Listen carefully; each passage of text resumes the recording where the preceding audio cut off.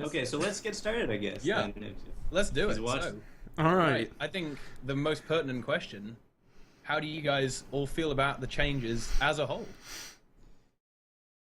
Necromancer got shafted hard.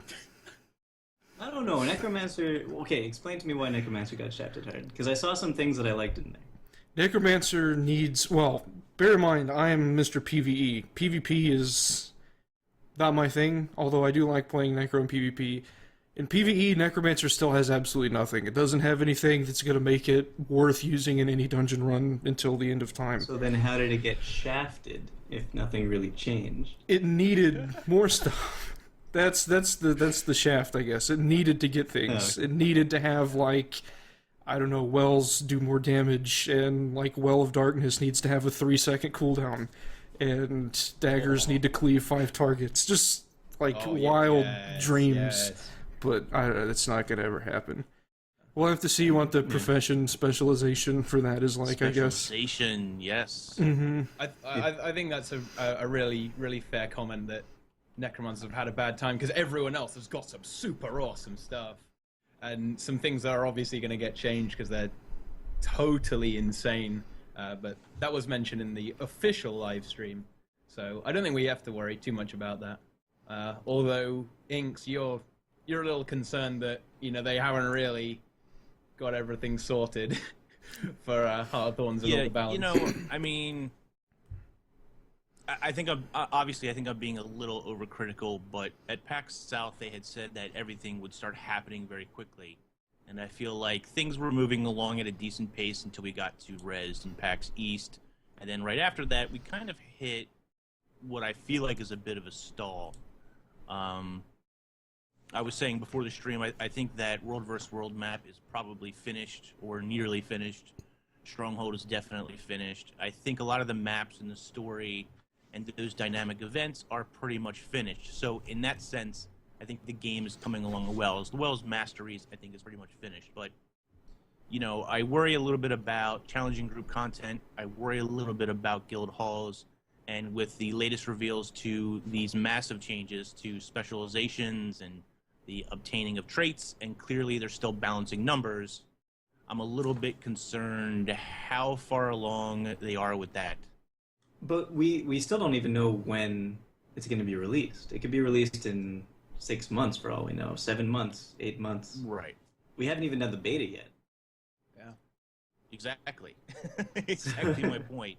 I mean, I think we're still looking at an August release, and if that's the case, we're still well within a timetable. I'm not saying that. Obviously, this news is big. Specialization information will start rolling out next week, which is great news because we'll have, 9 weeks of that, give or take. I feel like there's just been a lull, and currently in game, I think I expected a War vs. World season to kind of eat time up in the meantime, which hasn't really happened. No Super Adventure Box, even if it is like reruns of levels. I have a lot of stuff to tide me over. I have a lot of stuff to work on with my characters, and because I'm a bit of a completionist, there's a lot for me to do in the game yet. However, I see constant complaints from people in-game, on my channel, Twitter, whatever, where they're starting to get a bit bored. They're starting to get a bit stale with things, and I think this news this past week is huge because I think it rebuilds the hype. But I'm a little bit concerned about the pacing of things right now. Yeah, I see what you're saying actually, because if we are probably going to be getting a new World vs. World season before we get the expansion. And the question is, they said they're going to be releasing the core specializations before the expansion. Will they be releasing the core specializations before they release the World vs. World season? Because if that's the case, that means they're probably going to still have to wait a little while before we get the season, if they really still have to get these specializations in order properly. I think it's a little bit of an advantage though, because the way they're doing this, they're pushing out specializations before the release of Hearthorns. I think that's a really good move because they're going to be able to see how all this stuff goes down, and by watching some players who are good, they'll be able to kind of figure out what needs to be pulled in, and that time between specialization release and Hearthorns release is going to help them sort out these balance wrinkles I think it's very feasible. And although maybe I'm being optimistic, I think it's very feasible for them to have the game in a good balanced state by the time it's released. Yeah, absolutely. So hopefully they take that enough time to do that and don't try to hurry it before, say, the World versus World season starts. Yeah. So do you want to talk about like Specializations specifically? What we like about them, what we don't like about them? Yeah, I mean, that's kind of the first thing. First thing on the list of stuff to talk about is, do you think it's too, oversimplifying it? Do you think it's reducing the diversity? That kind of thing. I mean, personally, I think I'm kind of in two minds about it. It reduces the actual number of possibilities. Obviously, just maths, napkin maths, as I've seen on the Reddit, it proves that there's a lot of stuff that isn't no longer possible. But on the other hand, there's not a lot of situations where that was actually used when you'd be using four traits. Yeah, that's true. Okay, you've got special investment, I suppose. Yeah. But my gripe with it is the fact that you can't use two adepts or use a master and a grandmaster. That kind of upsets me a bit. But yeah, that's my main gripe with it too. Because I really, really don't mind them boiling down the 13 traits into 9, because it does seem like they're making some traits very interesting. But the fact that you can't go to it literally does reduce the amount of possibilities for each class, even with the extra approximately 4 points, and even with the extra trait line with the specialization, with the elite specialization, you're going down to 540 total possibilities for trait combinations total, even the crappy ones. But originally, I got my girlfriend to do the math calculations for me for the harder math stuff. With just the trait points that you could put in, like your 14 points, assign them anywhere, you had about like 1,500 possibilities of just the trait points before, not having to pick 3 lines and going full into line. And then if you add on top of that the trait selections, 13 selections, you could go back in the line, you get to like over 100,000 different trait possibilities, and you're going down to 540.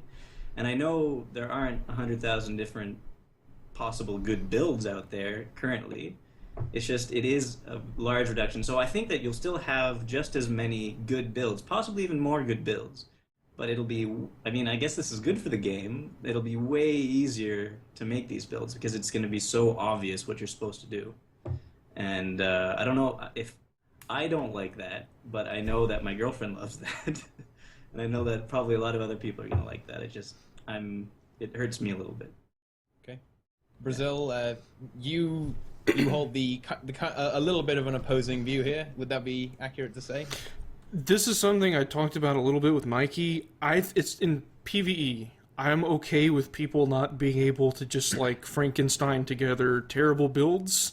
I'm fine with that. I think having everything a bit more streamlined and fewer maybe options, and having traits combined like DPS traits that do stuff and having stuff moved around, I think that's okay. I don't really mind it. You can play, if you want to play healing, tank, support stuff in PvE, that's okay. You can do that. But having just like weird random shit like 3-3-3-3-2 or whatever builds like that, there are people that do that. There are people, like, I've gone into dungeon groups and I've asked people what build they were using, and I was like, what? Oh, okay. I try to help people and whatever, but I'm okay with there not being like just weird like mix and match, bargain bin, pick your stuff out builds. That's something I'm okay with. And having like, I guess with elemental stuff, like I was looking at water magic, like, oh my gosh, that's gonna be great for Icebow and stuff, and then what happened to Icebow a little bit, and so maybe not, but we'll see. Yeah, I've been meaning to ask about that actually. How many of you run Worm regularly, like Triple Trouble Worm? I used to do it all the time, but I don't anymore. My experience with that, I was like huge helping Attuned, like me and several other people from D&T. We were with Attuned for like the whole like first week the Worm was out, and we were trying to help them kill it, and we all wanted to kill it. We were all really invested in it, and then we killed it, and then we kept killing it some more. And after a while, I kind of lost interest in doing it, but Icebow, and FGS and Bear Form and stuff like that. Those were like a huge part of it. And Yeah. Well, FGS and Bear Form are kind of they've been dead. It's still possible to be killed. Yeah, you can still kill the worm pretty easily. But ISPO's still there, and do you think that removal of ISPO DPS is going to make a big difference? I think it will hurt burst damage a lot, but I think there are going to be workarounds for it. People will, instead of just like ISPO bursts, people can just spam Lava Font with Staff Alleys and stuff like that, and Grenade Barrage with Engineer and Engineer rotations if that's something people even decide to do. I think it'll be okay. I think it'll be weird to get used to it first, but I think after some time goes by and people kind of figure out how to adapt to it, I don't think it's going to be that big of a problem. I think it'll... Yeah. I think for a while it's going to slow down like dungeon metas and record runs and stuff, and that's going to upset that community. But again, people are going to they'll have to adapt to it if they want to continue playing the game. And I don't really mind like the Conjure meta getting nerfed. Like after FGS was a thing for a year, I was glad when it went away. I was glad that it wasn't a thing anymore. And I had kind of started feeling that way about ISPO, especially when like the ISPO like evade backwards trick and make them all hit in the same spot. Yeah. When that came up, I was like, "Fuck ISPO! It can go to hell." But I think it's good that ISPO's getting nerfed. It's good for the game for sure. Mm-hmm. I absolutely agree. I mean, anything that completely trivializes the game content is stupid and no, go away. And yeah. So for Triple Trouble Worm, I like Brazil. I was running it 2-3 times a week, and it's whittled down over time. I catch it probably once every 2 weeks now when I have the time. Right now, it's in a bad days that they kill it for me. I just happen to be busy, but I can say without a doubt that sure, ISPO is going to make a difference. That nerf to the damage, but we're killing like ATT for example still kills Triple Trouble Worm within a reasonable margin of error. And that's usually without using things like fire elemental powders or the mortars or dog whistles, all those other little tricks that you can do to up your DPS. So will it be a hit? Sure, it'll be a hit, but Worm, because of the tactics of blocking the eggs and such at Worm, that's more vital than the actual DPS damage part, I think, for the most part. Yeah, and I guess now it'll be a lot easier to get people to run the proper builds, because it's so much easier to assign the points and stuff. And so that's something. And slightly related to that is the fact that it's going to be way easier to unlock everything you're going to need with the new system they're bringing in. You don't have to do this ridiculous running around the place and doing all these annoying tasks. And oh my goodness. Ooh. I'm so glad that's gone. Do you think that with the new unlock system, they're going to not limit you to doing the hero points, I guess is what they're going to be called, to level 5 now? Do you think it's going to be back to you can do the hero points whenever you want?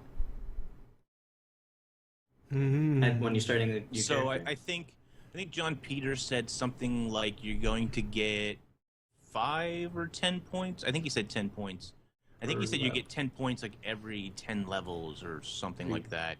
I'll have to go back and listen to it again. I think, isn't it quite a lot more than that? Don't you have something like 400 points just from leveling to level 80? 465. Oh, yeah.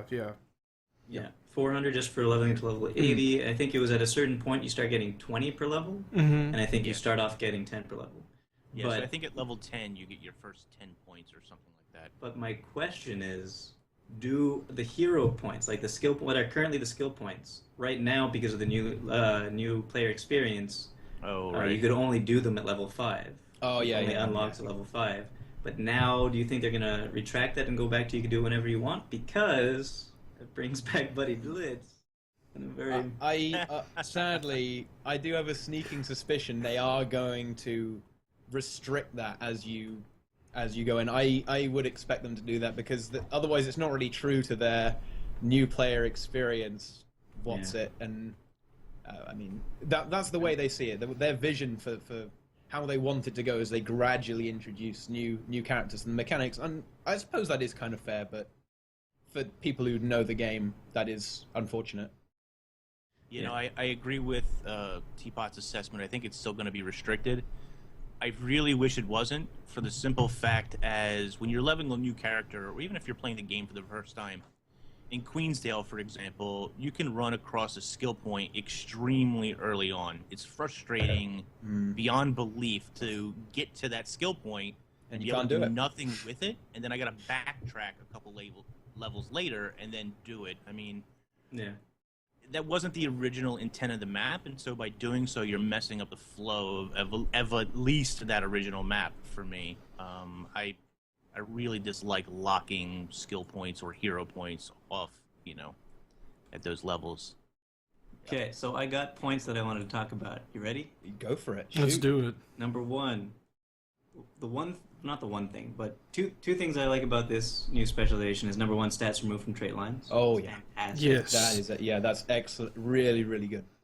Fantastic. And then the second thing is that although it makes it too simple and too limited choice to begin with, it is a fantastic base to build upon because they can then. I'm guessing at every big update they're going to add a new trait line in, like a full trait line, maybe an elite specialization, maybe even a core specialization. I think when Potatoes was talking about maybe they'll add new core specialization so you can actually pick it with other things. But because when they add a new one, then you'll go up from 540 possible combinations to like 970, and then if they add another one after that, it'll be 1500. So you start getting more and more, and they could still balance it properly, which is nice. Because right now they can't really add traits without just adding them into certain lines. And then people are like, I don't really care if you this is not that great of a trait. Why would I pick this over what I currently have? Or if it is better, it's just like obvious that you're just going to take that trait instead of what's already there. And so it's not that fun. It doesn't really change anything right now the way it's set up. But if they could just add full trait lines, it's going to make a huge difference for like spicing up the meta every once in a while. Yeah. I mean, the numbers you were saying there, it's really telling. It shows that as soon as they start adding a few more in, you'll kind of be back to where you started before you've reduced the amount of diversity you could have. So Yeah. adding in a few more and is going to bring it back to where it was and make it. That's one of the things I really like about this. The way they've set it up is it's a lot easier to balance than the way it is now. I think that's quite a good decision, and by keeping it limited in this way, so limiting it in some ways allows them to expand on it without completely breaking the game. Exactly. Yeah. It's interesting. You said adding more core specializations. I don't think they're going to do that either. Yeah.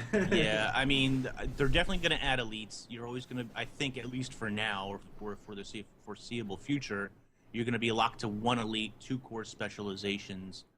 I think that they might go back and add, one trait to each line, 4-4-4 instead of 3-3-3. I realize that probably isn't as interesting. It's a little more difficult to balance, but with them locking traits, which I know a lot of people don't like, but with them locking adepts and masters and grandmasters off, it might be, or it should be, easier for them to balance adding, one set of new way to play that core specialization or a new way to represent that core specialization. I mean, I think that's the direction they're going, but, who knows? When are we even going to see another feature pack like that? That's the question. Yeah. Are they going to add maybe a full trait line in Living World? Probably not. I'm guessing not. I think it seems likely that they're going to continue with their feature pack style thing. They're going to, every 6 months or so, they do a big old kind of rework of some stuff, bring some new stuff in, chuck some old stuff out, and break the new player experience. I don't know. Hopefully not, but Yeah. Okay, so another question for you guys. What did I write here? What will half baseline profession specific stat be most OP for? Okay, so there's a lot of things being rolled into the baseline for the class now, for each individual class. Amongst those, for every class, the profession specific stat is being rolled. Half of it's being rolled into the class, and then half of it's going on to one of the last specialization line. Out of every profession, which one do you think will be the most OP to have half of that stat rolled into it as baseline, so that you don't actually have to pick that stat line anymore? I think that's quite a difficult question because it's if you consider I think the way we should go about this is if what of the trait lines is least useful to the class that has that. For example, it's definitely not elementalist because the arcane line is just so insane anyway. You know, in most cases, and it's not that useful where you wouldn't want it, you know. But you all, if you're trying to kill other people, you're almost always going to take arcane because of how amazing it is. So the overpoweredness will. I don't think it will be. I'm going to say it's not elementalist. There we go. 7 to go. I don't know. Elementalist. It's like if you could choose. I mean, I guess water and earth aren't that strong if you're going for pure damage, but if you want to choose everything but arcane, the fact that you're getting 15% cooldown reduction on your things is pretty strong. They're just like right there. You don't need it anymore. You don't need to pick up any points in arcane. But I mean, but the thing I'm getting at though is even now, even though it's suffered a little bit of a bashing, the arcane traits are still really good. So I mean, you've got the permanent vigor, and you've got evasive arcane, and you still got elemental attunement if you want that over evasive arcane. So I think, you know, people are probably still going to choose arcane because it's still really effective. I don't know. Let's ask someone who knows something about the game. Brazil. Educate us, please. Warrior burst skills having like a little bit of a cooldown on that. That I kind of like that because in PvP a little bit, being able to flurry more often and whatever. I don't even remember what the longbow F1 is called, even though I use it like every day. Having a little bit of an innate recharge on that will be kind of nice if you don't. I guess if you don't trade into that, but you're raising your finger. By the way, yeah. About the F1 longbow skill, I just figured out a way to finally beat shoutbows with my crappy build as a warrior. New meta. When they switch to longbow, you of course with all the blocks you have deflects or reflect. Sorry, you stand right next to them, and so they'll do because the longbow you can't usually reflect because they target the ground, but if you're right next to them, no matter where they shoot it, it'll reflect back at them, and then the AOE becomes your AOE. So, yeah, you can do that, and you can also absorb it with stuff too. Like there have been, I think I shot it into like a Guardian's Shield 5 one time on accident, and it just disappeared, and I was like, okay, well, goodbye. Yeah, but seriously, it's happened many times now, and they do their AoE, and then it's no longer a red circle, it's a white circle, and he's getting damaged for all the damage. It's fantastic. Yeah. And suddenly he doesn't have, you know, the source of free adrenaline as well. That's pretty strong. Exactly. Yeah. Inks, have you got a theory? Well, it's definitely not Ranger. I mean, I main a Ranger, so I couldn't possibly be happier with some of the changes, obviously. More rapid fire. I mean, that sounds fantastic, right? Beautiful. Who doesn't want that? Yeah, you know, adding, you know, that piece of velocity or whatever it is back like onto the character innately. Just for free. For free. Yeah. I mean, that sounds fantastic. So it's not Ranger for sure. Yeah, I don't know. I mean, that's a really tough question. Maybe I think you're right, bro. I don't know. Necromancers. Well, I don't know. Necro's in such a meh place still for 2 years or more. It's a shame because I used to love my Necro, and in World vs. World where I used him most, Wells, he's still good. He's always been good, but he suffers in like general PvE dungeons, and he's okay in structured PvP, but I don't know. I want to see. I'm gonna look at my Necro points. What I wrote about Necro because everybody's ragging on Necro right now, and I must have said something good about what's coming. I think it's just that they didn't get anything really. Like they got minion stuff, and Doomfire looks cool, I guess. But that's back to what it used to be.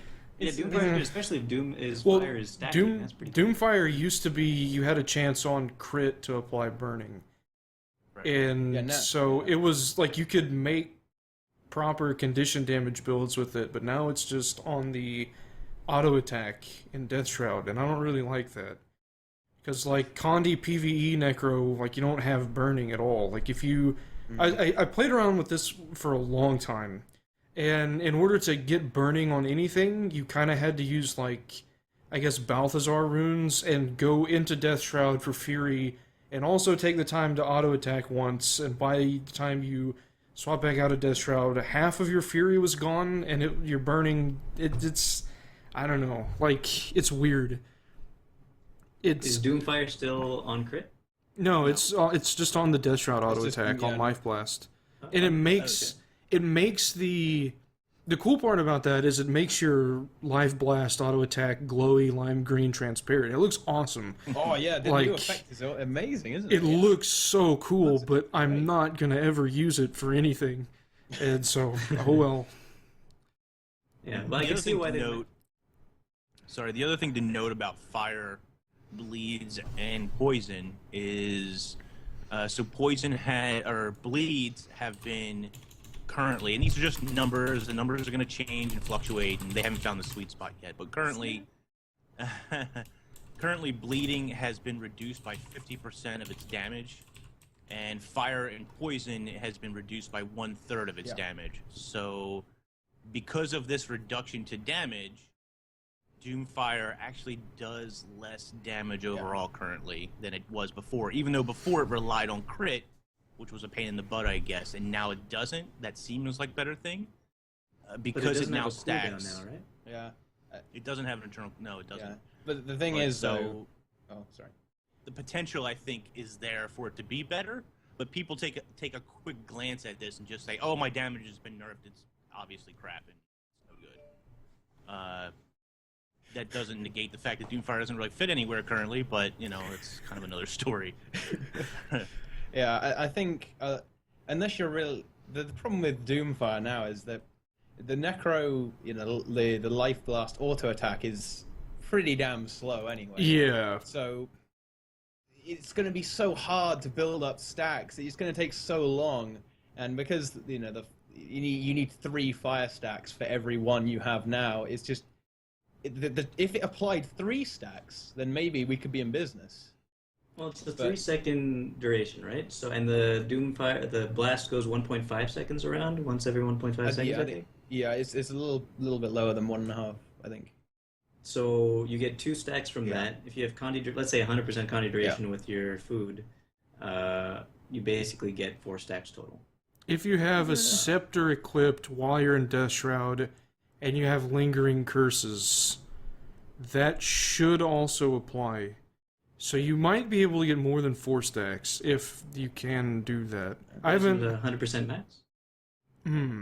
Okay, the way that the scepter trait works now, I think I could be wrong about this, but I've had lots of play with this. I think the scepter trait, how it is currently, is 33% duration on conditions applied from scepter, but I think that applies over the 100% cap. Really? Yeah, so you can get. It may have been changed. I may be wrong, but if that's the case and it carries over into this patch or whenever these changes come through, that could be, I don't know, you may be able to surpass 4 stacks. If I haven't looked into how the new burning and stuff works too much, but I don't know. Wrote Unholy Feast plus Enfeebling Blood equals fun times. Yeah, because are you talking about the cast Unholy Feast on Death Shroud thing? Yeah. Maybe you got some potential wombo combo there. Mm-hmm. Yeah, it's 4, 5, 6 stacks of bleeding, other things when you go on there. That's good. And then you feast on them. Delicious. Yeah, and now the parasitic thingamajigs is 3 times more powerful. 15% of your Condi damage is heals. I think you can go somewhere with that. I think 15% is enough to justify. You get some serious sustain out of that. I mean, Necros, you can take a lot of damage off bleeds, and if suddenly you've got that, AOE. Yeah, exactly. Especially with AOE, and suddenly if you can't remove it because it's not regeneration and it's nothing like that, you are constantly gaining a lot of health from doing that. Yeah. So I think it's a fairly nice trait now. Yeah, and I think you could probably make a pretty decent Condi healing minion build with that, and the one that's the Necromantic Corruption, the one that the guys send all the conditions over to other people. Yeah. Mm-hmm. And I was wondering also, how would Unholy Martyr and Necromantic Corruption work together? Because Unholy Martyr Oh. says you draw you suck conditions all from the your conditions. allies, and then Necromantic Corruption takes the conditions from you to your minions, and then they send them over. Would you be taking conditions from your minion allies? Ooh. Because you also get life force for every condition you take. Yeah. So Right. would you just be like bouncing conditions back and forth, and then over to the other guy, meanwhile gaining life force free? Now that I don't would be know. interesting. That would be pretty crazy. Yeah. Because that would basically make, like, I think that'd probably make Necro Minion the new turret engineer. Like, Yeah.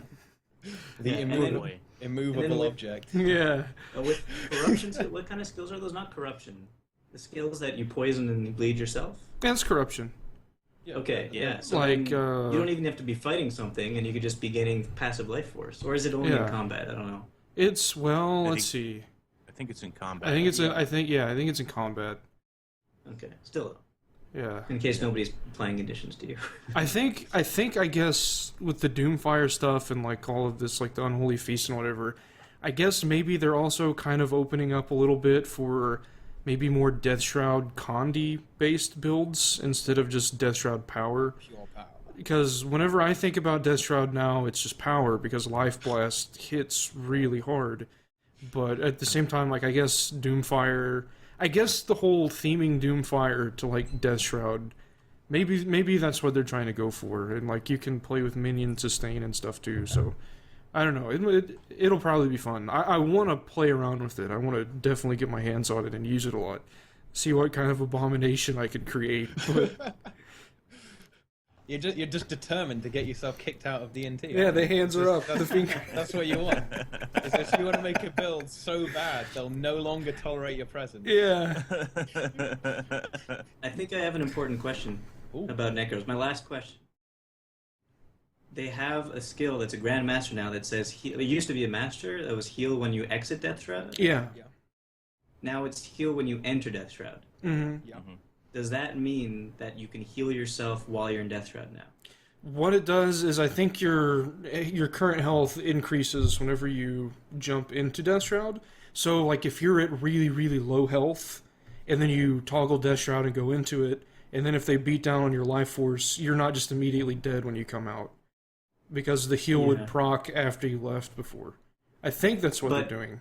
But the thing is, wouldn't it make it wouldn't make any difference if you exit or enter Death Shroud and heal first or afterwards? Technically, the only Yeah. difference is because I think currently, while you're in Death Shroud, except for that one trait that that makes you slowly gain health while you're in Death Shroud, Mhm. except for that one trait, there is no way to gain life even from exterior healing while you're in Death Yeah, Shroud. yeah. But if Right. this skill is saying heal when you enter Death Shroud, wouldn't that sort of imply that they're changing that and making so you can heal while you're in Death Shroud? That could be. That's a good point. Yeah. Healing Or it could be breeze an while you're in exception. Death Shroud. Yeah, it could be an exception like that Yeah. other skill. Good point. Yeah. So let's throw this out there then. What are your opinions on how spending life force is going to change? Oh. I sorry. Just before that, Yeah, Master we Ninja just got said, corrected. Yeah, we got corrected. Thanks, Master. Oh, okay. Okay. Yeah, we appreciate that. We like to be corrected. We like to always be right, except when we're wrong. Okay, sorry. Oh, yeah, sorry, Inks. What were you No, saying? it's okay. It's okay. Matt's interrupting me is normal. He loves to do that. I tease. So what was it? What was the question? Sorry. So the question is, so in the blog post, they tease about a lot of little different things, and one of them was a different way to spend a life force. So, what are your opinions on what this could be for Necros? How else do you envision yourself, or what is a different way you envision yourself spending life force? Well, it's obvious that it's going to replace karma at all the karma vendors.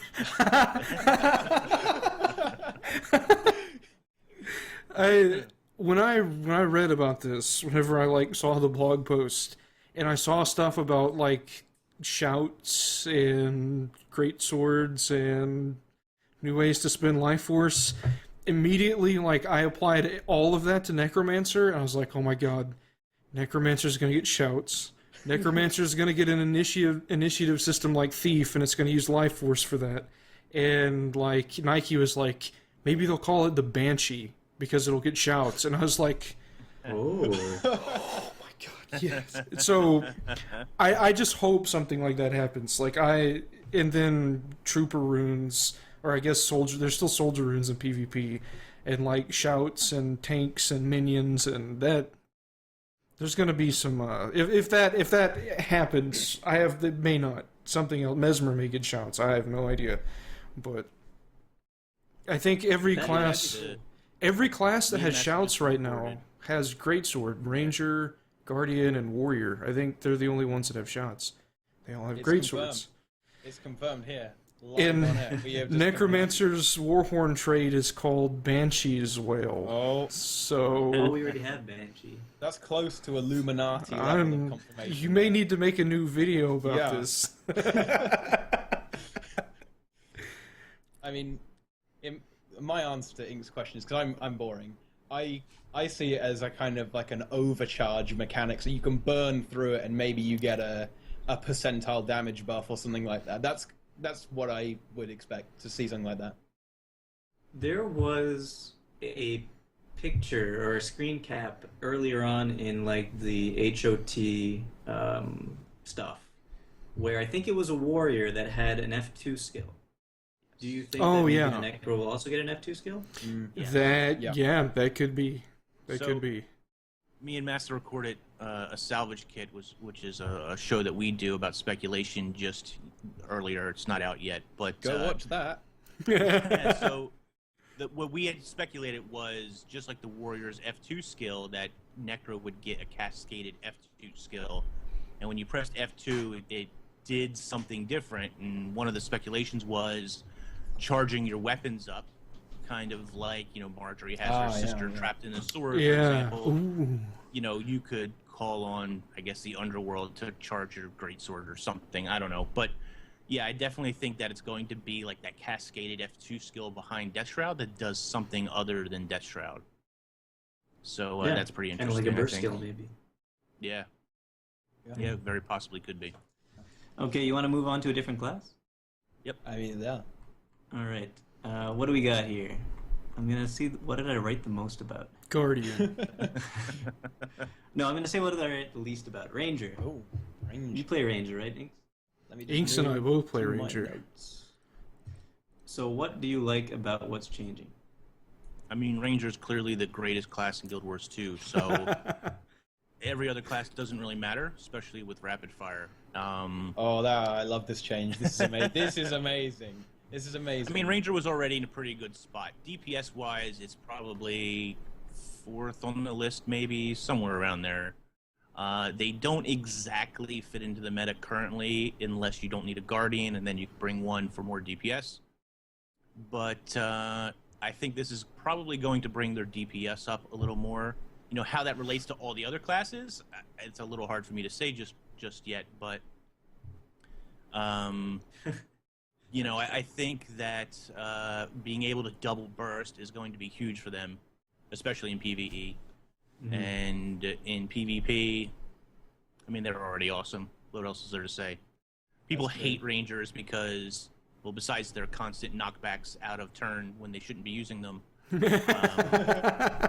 giving Bear taunt so that Bear bows are strong again just makes me want to smash my monitor into pieces. But I think that's a great mechanic. Traps might actually become usable. I'm not sure I like the delay on traps, but laying down, Matsuda was saying, laying down a trap and having your bear bow taunt into the trap itself could be interesting. That could be good, yeah. Also, like in World vs. World, if you're a roamer and thieves or Ellies are trying to get away from you, to be able to taunt them back to you, even if it's for a second or two, just to stop their escape, maybe, could be huge. So, yeah.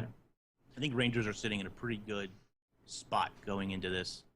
The trait I'm really excited about for is Strider's Defense. Okay, I love this trait. I've always loved this trait. As soon as it was announced as the new special thing, I thought, all right, I'm gonna find a way to make this work. I never really did, but Still, I think it's pretty damn strong right now. It's a 50% chance to destroy projectiles when you're swinging your sword, as it were. What's the cooldown on that? There's no cooldown. There's no cooldown. What? Oh, Yeah, there's no cooldown. oh No, my I mean, gosh. That's pretty crazy, right? That Lupicus is solos. crazy. And it also gives 10% increase of damage. Yeah, and damage buff. This is amazing. And recharge reduce. Yeah, it's just all the traits. They put all the traits together and put it in Okay, one. why are they making that so good looking? Is there anything else in the... Oh, quick draw. That's what it is. Quick draw is Yeah. so strong. Exactly. Is in. Okay. Yeah, alright. Okay, those are both very good. It'll be hard to choose. I guess it's depending on whether you want to be a sword ranger or a bow ranger. I think the problem with it is situational. I mean, if you're going up against, a warrior, it's more or less totally worthless unless they're running rifle or something. And if they're in melee, you get pretty much nothing out of that except for the damage. So a large component of it is cast asunder and not very helpful. So I think that's So it how they're looks like- justifying it. Looks like skirmishing is the line to go into. Mm. And It's then also an interesting trait for structured PvP. It's an anti-ranger versus ranger meta there, where yeah. you're gonna decide: do I want quick draw, or do I want to take this to hose another ranger I come up against? Obviously, it has other applications, but with rangers running rampant with this new quick draw ability, which is people went crazy over rapid fire. Now you're gonna get to do it twice, basically. Yeah. So it looks like they're also trying to, with the first line, they're trying to make opening strike a build. Mhm. Yeah. I think that's quite interesting. In the 25% damage, and then you keep applying fury to yourself, then you fire another opening shot, and they've got infinite vulnerability. They feel very vulnerable at all times. It's just you're never safe when a ranger's around. You will be made to take 25% more damage at all times. Yeah. And I'm going to be honest with you, I haven't done the ranger build yet, but I was looking at an opening strike build with the current traits right now with trapper runes, because you have that skill that says whenever you gain stealth, you get opening strike again, but it also doesn't apply to your pet, which is annoying. So that's annoying. So that's why I kind of failed. But with this, they're actually removing the stealth trait entirely, and now I think it's just signets. Yeah. Which I think just makes it simpler. Yep. So I think that'll be good. You don't have to go trapper runes, and it'll be good. I think opening strike is a possibility. You could do power. You could do cavalier runes, power, toughness, ferocity, and then have a really tough ranger with really good crit damage. I think I'd be surprised if we don't see something along those lines. I think. Well, let's couple that then with bringing back spirits, which will now kind of be like turrets almost. Yeah. They're supposed to get buffs. We don't know how strong that's going to be yet, but they won't move with you anymore. So they'll act a little bit like turrets in the sense that you'll place them around your point, and you'll want to build a defensive ranger to maybe hold a point in structured in Conquest, for example. Is the spirit more effective trait going to be baseline now? Yeah, because it I is. didn't see it out there. Okay. Yeah, I think it goes to 75% now, not just 70% as well. It's 75% base. Yeah, get buffed. And that's pretty strong. I think, we've got 2 turret engineers now. There's 2 types, 2 breeds. Yeah. Oh joy! Yeah, so much fun. If I could, I guess. oh, I was just gonna say I like it better that they're gonna be stationary though, because Yeah. I always found it really annoying to try to hit their spirits as they're following the ranger around when the ranger's dodging back and forth everywhere, because it's just so unpredictable what they're doing. They're just going proc proc proc proc proc proc. So this is better. yeah. Yeah. If I could backtrack about the the quick draw trait, just since I guess we've already passed this a little bit, but I'm kind of happy about that because I think Inks, I'm pretty sure you play Greatsword Longbow. You don't like sword, if I'm remembering correctly. And Yeah, I used to play sword, but I'm lazy. yeah, I kind of came into the same thing too for a while because I like playing Ranger in Dungeon from time to time, but a lot of people that I talk to and that I've talked to about Ranger and PvE and stuff, they don't want to play sword because the auto attack is just terrible. It's really hard to manage, and I think it's unnecessary. I don't think it needs to be, but I think the quick draw, being able to, whenever you if you can swoop and maul and then swap to longbow and double rapid fire and then swap back and basically double maul on greatsword right off the start, I think that's going to help move greatsword. Like, it's going to decrease the gap between sword and greatsword a lot, I think, and so it won't be as bad for people to, if they want to play ranger in PvE, they won't feel so bad for taking greatsword instead of sword because the damage gap is just going to be less. So that's something that I'm kind of pleased about too, I guess. But that was just what I wanted to say. Sorry for the backtrack. What do you think about wilderness knowledge, the Grandmaster trait in wilderness survival? It's kind of like Teapot's favorite skill there. Everything kind of rolled into one. They just basically said, okay, let's take every trait having anything to do with survival skills and put it together. And it seems like it seems to me like just picking wilderness survival and skirmishing now could give you a fantastic build just for taking these two ridiculously overpowered traits. I think, yeah, the fact that it affects the power of it, and it makes survivals really, really, really strong. It just gives you loads of extra damage, and it reduces the cooldown and gets rid of the conditions as well. It's just, that's a good trait. Yeah. highly effective. Yeah. I mean, it gives fury, right? Does it still give fury? Or am I? Yes, it looks like it. Completely. So that's another just massive wombo combo with opening strike, because if run a bunch of survivals, and suddenly you've got loads of sources of fury, more opening strikes, more crits, more damage. Yeah. Yeah, Rangers are in a very strong place right now, for sure. Mm-hmm. Couldn't be happier. You want to move on? Yeah. Yeah. Is there any class that's not in a strong place because of the changes besides Necro? I think every class has certain complaints about it. Thieves, for example, were complaining about Cloak and Shadows being moved to a Grandmaster being too weak currently. They wanted it combined, or I seen somebody say they wanted Hide in Shadows combined with Cloak and Shadows to make that a real Grandmaster trait. But I think that was the concern of Thieves, from what I've seen on the forums anyway. I only play my Thief in structured PvP, to be quite honest, so I don't have as much of a vested interest in that class. I want to make a Trapper Thief now. I do, because...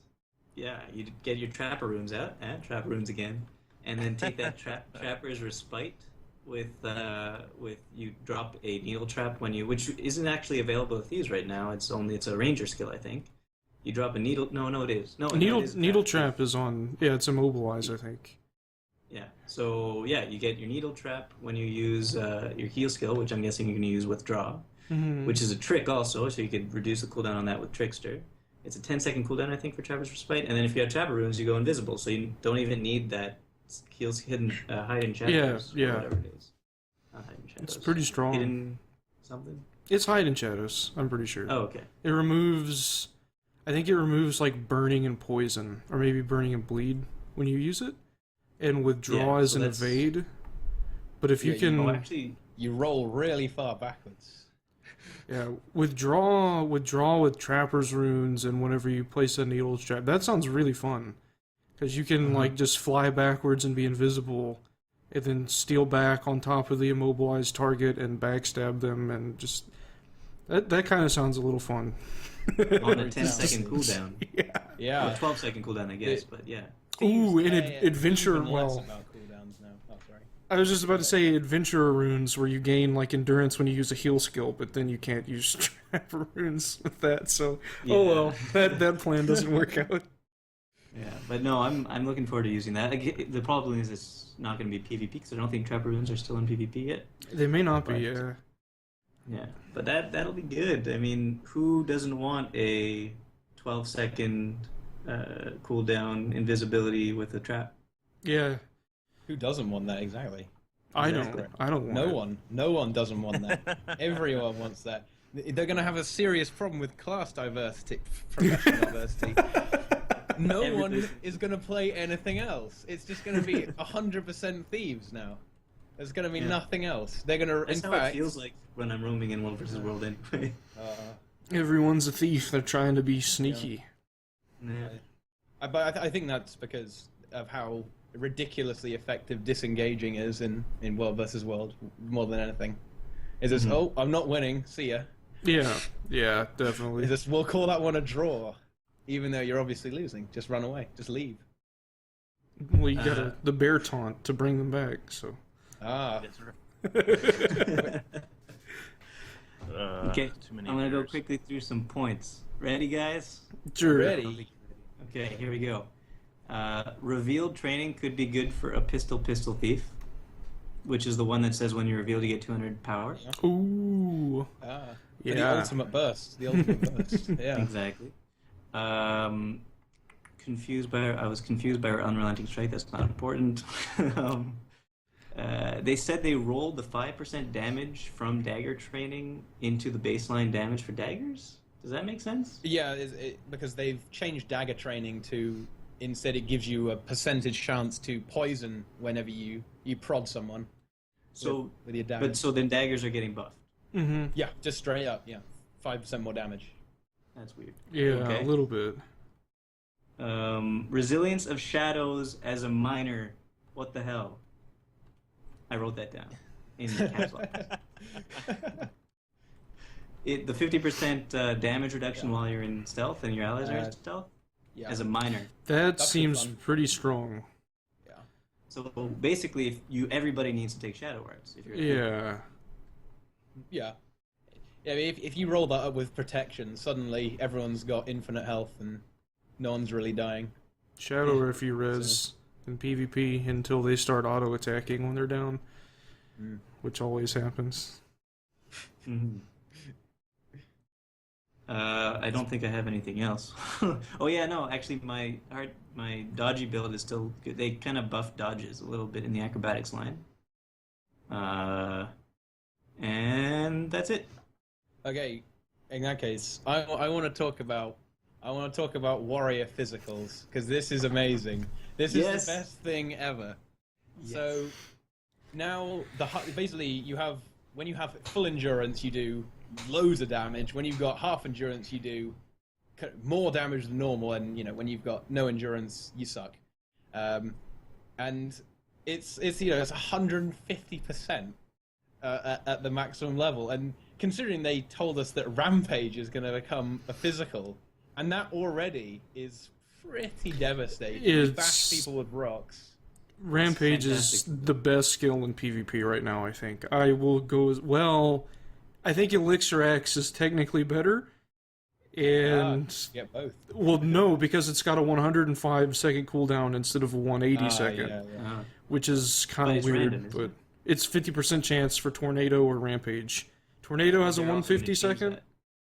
that. They're changing the Toss Elixir X. That turns people into Oh, MOAs. So Elixir X is we'll save that for Engineer, I guess.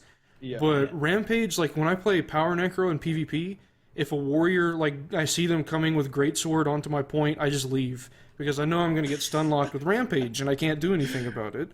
And so, like, I can't fear them. Immobilize kind of works a little bit, but if they have Dogged March, then, whatever. Yeah. So, Rampage doing 150% more damage, that's a free kill every 180 seconds, basically, I think. I only have 2 points for Warrior after reading the Warrior traits, and the first one is let's get physical. The second one is strength and arms equals my Warrior build is awesome now. Mm-hmm.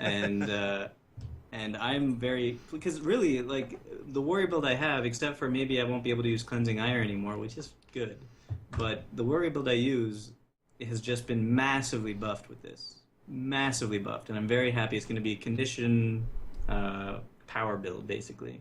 I might use Carry On Runes, or I might use Celestial Amulet, but it's basically just pure buff, and it's going to be fantastic, and I'm very happy. At the end. I think another interesting thing is the what they've done with Berserker's power. So you actually have to use your burst skills to get the extra damage.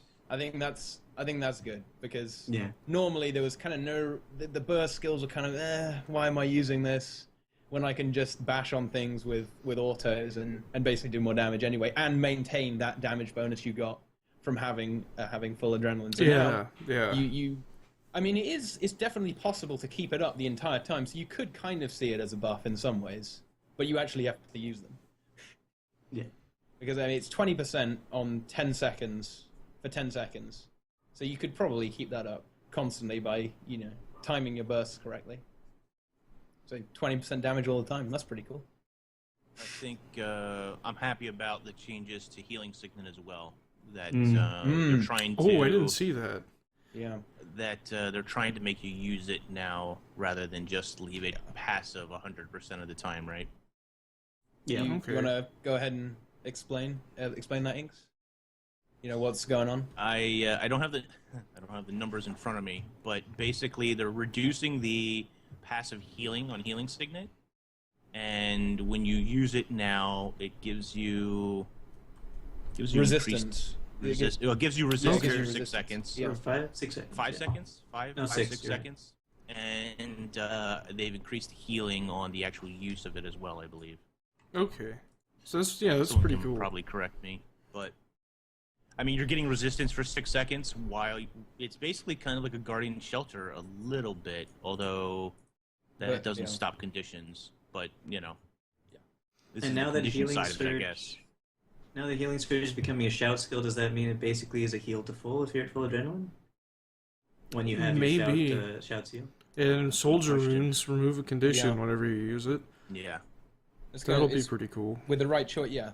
That's what they were trying to get at, though. They were talking about how they want to increase the synergy with the runes. Mm-hmm. And I think that's really good because, I don't know, maybe I'm just a filthy peasant, but I was pretty sad when they made it so it was useless to mix and match the runes. I kind of thought, you know, it gave you a lot of kind of fun builds where you can, you know, play around, have 2 of these and 4 of these and stuff. I thought that was a pretty sad change, but now they're trying to bring it back, breathe a bit of life into it. I think that's a really good decision into all the runes. I'm just happy that they're making they want to entice you to use these skills. They don't want you to keep your adrenaline bar full 100%. They don't want you to keep your healing on passive 100%. I'm in favor of making players to want to actually use the skill. I agree completely. Unbind your healing skill because you don't ever need to use it on Warrior. That's why they added cleansing iron to begin with, and I think it's just good that they're adding more things in there to do that. Do you think? Wait, healing surge is now a shout skill. All shouts so far have been instacasts. Will healing surge also become an instacast? I It would be don't know. real, yeah. If it did, that would be really nice. Yeah, that'd be cool. Yeah, that would be really good if that was the case. But maybe they'll have a short activation. So you know you gotta get your breath back. Shout with heal, Inhale healing first. surge.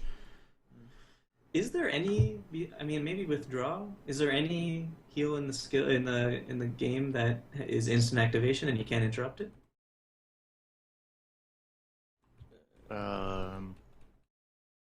Is healing No? spring? Healing spring? Healing spring's No, fast. it's- I don't know if it's instant. It's fast. It's not instant though. Okay. And I think withdraw's like a quarter of a second or something. AED maybe. Yeah. Maybe AED. I don't know if AED is an instant cast. I don't know. Okay, Anyway. right. Yeah. Anyway. Okay, so all in all, are we all happy about Warrior? Yeah. I think You are. It's just pretty solid changes all around. I think so Yeah, too. Warrior's in a good spot. Yeah, Warrior's As in a good always. spot right now. Okay, Yeah. right. What should we talk about next? How about Mesmer? Okay, let's do it. Okay. Interrupt builds. Yes. Welcome Finally. back to Guild Wars 2, the Guild Wars 1 simulator. Yeah, so slow is going to be a huge deal. I think there's specializations that everybody says they're going to get a shield, and then we saw that one skill that looked like a time zone with a big Like clock. an AoE Yeah. slow or something. So it's going to be an AoE slow, which means that's going to be very helpful for interrupt builds. Yeah. Yeah. Also, does Mesmer have any condition, not removals, but condition conversions? No field. Yeah. Oh no. It removes boons from enemies and removes conditions from allies. But I don't think they do anything that converts. I don't. Just Okay. removes them. Yeah. Okay. Xiaopo, this is going to be really annoying then, because Xiaopo, whenever he gets slow, he's going to convert it to quickness. Oh. Yeah, that's. Oh. Yeah. Oh wow. Yeah. That's the dream. That's the dream. Please keep slowing me more. This is Yeah. really good. Make me do 50% more damage at all times. But yeah. That's going to be ridiculous. But I mean, what about all the built-in stuff that Mesmers have right now? I mean, they have illusionary persona, illusionary elasticity, protective mantras, phantasmal damage, all of those things. That's default now. Oh, and manipulation range.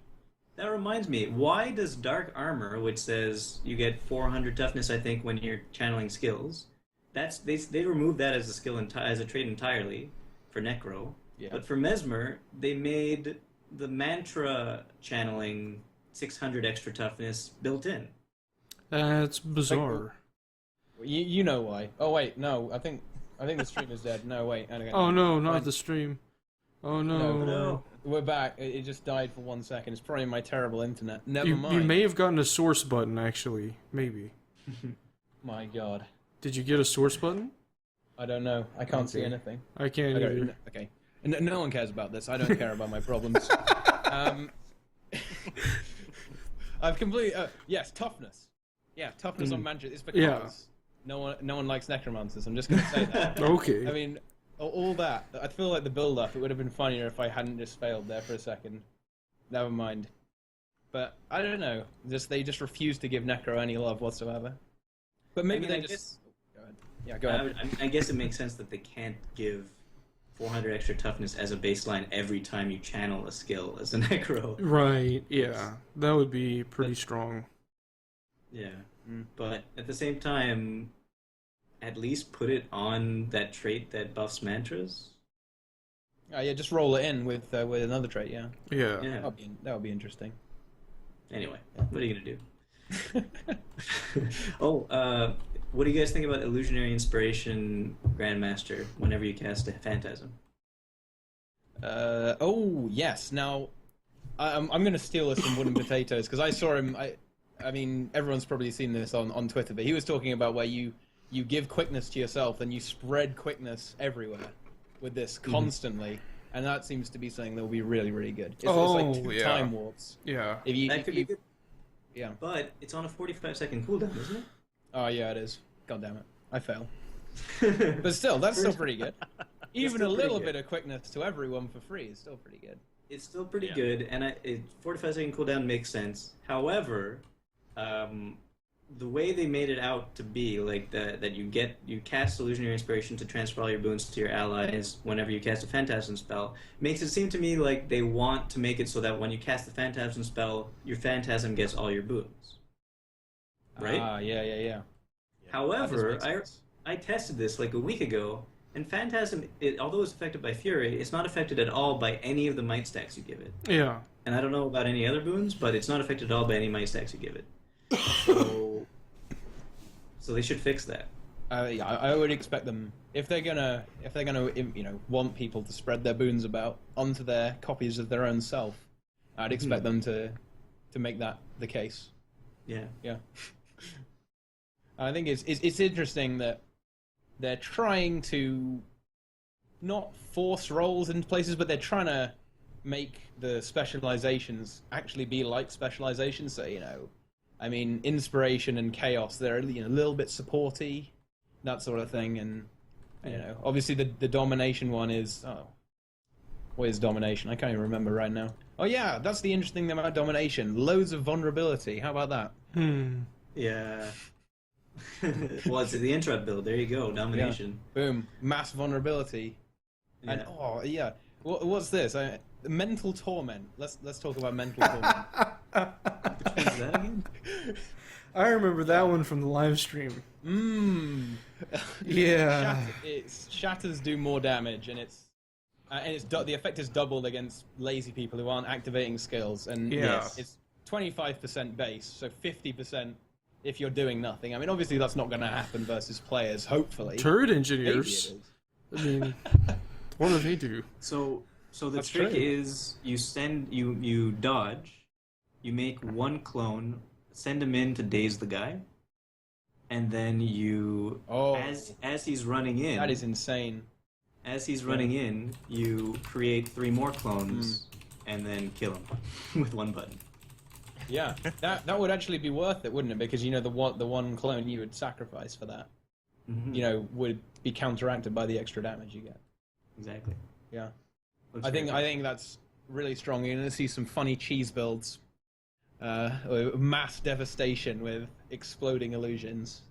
I think that's a really fun and good trait. And it looks like they also tried to make it so that confusion builds are more possible. Confusion/torment builds. Yeah. Which it looks like it could work, except for... And I also don't know how confusion... Is confusion staying the same? I guess so. I think there was a little bit of talk on it doing some initial damage as well. I think not, because the way I looked at it, I looked at it and I looked at what the numbers were, and it said something per skill use, and then there's another number after it. But then I looked at 2 different skills that gave different times of confusion, and it looked like the number after it wasn't an initial damage. It was basically a average damage of what this amount of confusion is going to do for this amount of time. But still, Blinding Befuddlement is now a Grandmaster trait, and instead of a Master trait, and it's still terrible. It's now 2 stacks of confusion for 4 seconds on a 5-second cooldown, instead of 1 stack of confusion when you blind something. Yeah. Terrible. No. Grandmaster now. Yeah. But I think that's worthy. That's worthy of Grandmaster. Oh, yeah. It's just to make you appreciate the other 2 more. Okay? That's it. The other 2 shine more brighter when you look at this one. Yeah. Let's see. Prismatic understanding is, it's fun. Nike had a bit of a rant about that. He called it the most neckbeard build ever because people just sit there, I'm in stealth getting every boon at the same time. This is great. I had to share that. I thought that was really fun. So Hold on a second. Are they reducing the base times of your stealths? I think on they're your skills? I don't think so. They're just making it only affect Mesmer skills. Yeah. But there's enough already. I feel like that 100% It was duration is kind of crazy. What did they do to Torch? They were talking about Torch, and I think that was because there's a new Torch trait. They increased the stealth time on it, I believe. And I think it cleanses. Does it cleanse you? I don't even remember what it does. I remember that the name was clever, and then I forgot what the name was. And they said, that's a reference, see if you can find it. And I don't remember what happened after that. But... We just have to wait 30 seconds. Someone in chat will set us straight immediately. Yeah. Idiots! Why don't you know all this? I think the thing that I'm most excited for Mesmer, they're getting a lot of changes, but they're bringing the skill floor. The pledge. They're bringing the skill floor up on Mesmer. It's always been kind of one of those classes that had a decent ceiling cap for skill, but now the floor is coming up, I guess, on it. So Maybe, yeah. It'll be pretty interesting. I think those who are good at Mesmer are going to become brokenly OP, and those who are terrible at Mesmer are going to become adequate, I think. So I think that's kind of interesting. We'll see how that rolls out, but... Everybody wins. Yeah, they're going to be the most annoying class to play against by far now. By far, especially with the interrupt builds. It's going to be... Yep. I'm going to rage so hard. I'm just going to kick my computer or something. Yeah, I already dislike Mesmer, so... Yeah. We're playing against them, I should say. What do you think about Condi Guardians? I want it to happen, okay? Brazil's favorite. I want it to happen because no one said it would ever happen. I can't help it. I can't help but be incredibly contrary and just say it has to happen. It's going to happen. Burning stacks now. You could stack 25 burning on something it's right not, now. Nope. Not going to happen. And it's going to happen with Guardians. I think you could probably easily stack 25 burning with a Guardian.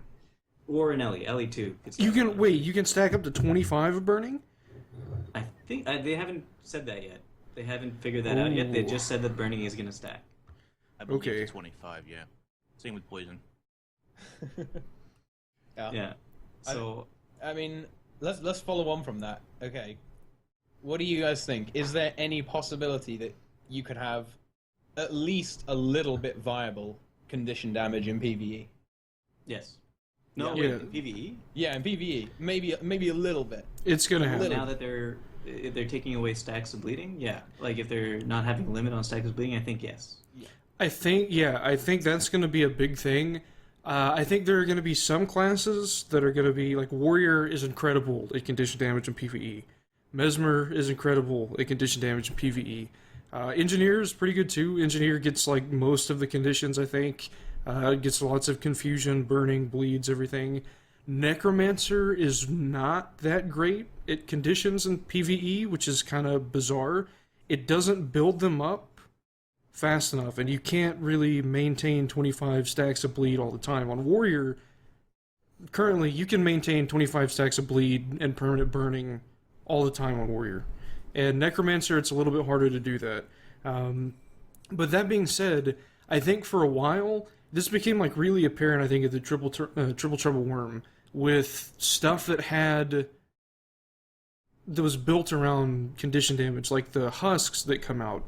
You want to kill those with condition damage. And there are, I think, a couple other instances in the game now. But I think Necromancer will fit in if there are encounters where, say, like, you're fighting this big Mordrum thing and, like, roots come out of the ground, and they're very susceptible to condition damage, not so much direct damage. Necromancer gets Epidemic, and immediately Necromancer is a huge role in PvE, and you could play. You could probably even to a degree play like a power build as long as you have Epidemic. I think that's gonna control a lot of if Necromancer is good or not. But other classes, condition builds with the cap increase and everything, I think Condi builds and PvE are gonna be more of a thing now. I think so too. Especially with Sinister gear being around. I think that they're gonna ArenaNet are planning on making a lot of encounter design decisions that are going to not force you, but they're going to strongly encourage you to use conditions because you know this guy. I mean, like the husks. The husks are just you can beat on these guys all day, and it's a lot better to melt them down by covering them in their own blood or setting them on fire. It's just a lot. Even if they don't have, I mean, how do husks have blood? Surely they have sap or something. Come on now. Sap, sap. But they need the sap to live. That's true. That explains it. Another mystery solved. Mm-hmm. That's what I say. Are we ever gonna get like double damage from certain damage types on things, like burning on plant things? I think that'd be really cool. Someone made a point about that in PvP against doors, in like World v World against keep doors burning, and if that happened, maybe Condi Guardian would be more of a thing. Oh, Condi Guardian is gonna happen. I'll write another song about it if it does. So look, we got Amplified Wrath and put together with Runes of the Guardian. That's 2 stacks of burning every time you block. Mm-hmm. you're covered in The problem with Condi Guardian is and has always been, regardless of stacks, is that the only condition they have is burning. And Because vulnerability. All they have is burning. Yeah. What's that? They have vulnerability. They have bleeding now, too, with Aegis. It's going to be an Aegis Condi Guardian, and every time you block every time you block an attack, or is it every time an Aegis gets blocked? I think it is. You get I think 3 stacks of bleeding. Yeah. Okay. It shatters. Yeah. Okay. Gets them. If they get bleed, Inks is kind of right that it's just burning. That's the thing. They get You can do a lot of vulnerability, but vulnerability doesn't. I guess it matters, but it doesn't damage people. And if you're playing a Condi build, who cares? Like if you're 1v1ing somebody in PvP with a Condi build, vulnerability doesn't really mean anything to you. But with burning changes and stuff, it might be. But I think just if they're able to like combo like Sigil of Geomancy and like Mace Focus and stuff, if that ends up proccing the bleed, if it doesn't, then that's kind of bad. But maybe I don't know. I'm not. See, if not a Condi Guardian, then a Selly type Guardian or a Sinister Guardian. I'm not so opposed to the idea like I used to be. I'd like to maybe see it become a thing, but it'll have to get some stuff. So that's kind of my stance, I think. Actually, you know what? Sinister Guardian. I'm gonna go Sinister Guardian because the Aegis will take care of the defense, and then you'll have your burning and your bleeding for your Condi damage. And I think there's a 25% crit chance on burning foes. Yeah. There's also you get a ton of might from Aegises. Mm-hmm. I think, speaking of all that stuff, Guardian is in a very good place right now, I think, with all of this stuff. I mean, it was talking, don't you get something like, is it 2 or 3 stacks per block? I think that's what you were referring to, Boots. For the bleeds? No. For every time you block, there's a trait that will give you 2 or 3 stacks of might. Oh, check, but I think it's powerful something or other. Guardian. No, not Indomitable Courage. Where is it? Amplitude, no. Charge, no. Yeah, might of the Protector. Gain might when you block attacks. It gives you 3 stacks of might for 15 seconds with no internal cooldown. Yeah. Wow. So, there you go. Yeah. I mean, if your opponent isn't paying attention, suddenly you've got 25 stacks of might. You have 25 stacks of might, and the other guy has done nothing stacks of burning. Yeah. That's not a good time. I think that's pretty strong. And yeah, especially on the heal skill. And in our amazing, ridiculous pre-show talk, Brazil has given me the inside information that Guardians will be part of the meta in killing the things that aren't players. Yeah, tell us a little bit about that. Oh gosh, someone in chat also mentioned that Binding Blades scales off of condition damage, the passive.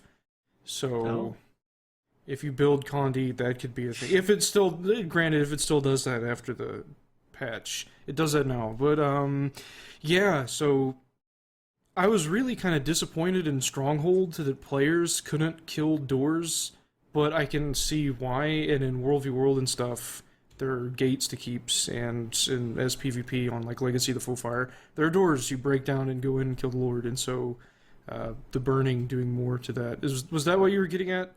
I think that's what you said. Mentioned. No? Did I just completely fuck up? I may have done that. Okay, there was stuff going on in the background, and so I like kind of lost it for a second. Oh well, it's okay, I guess maybe.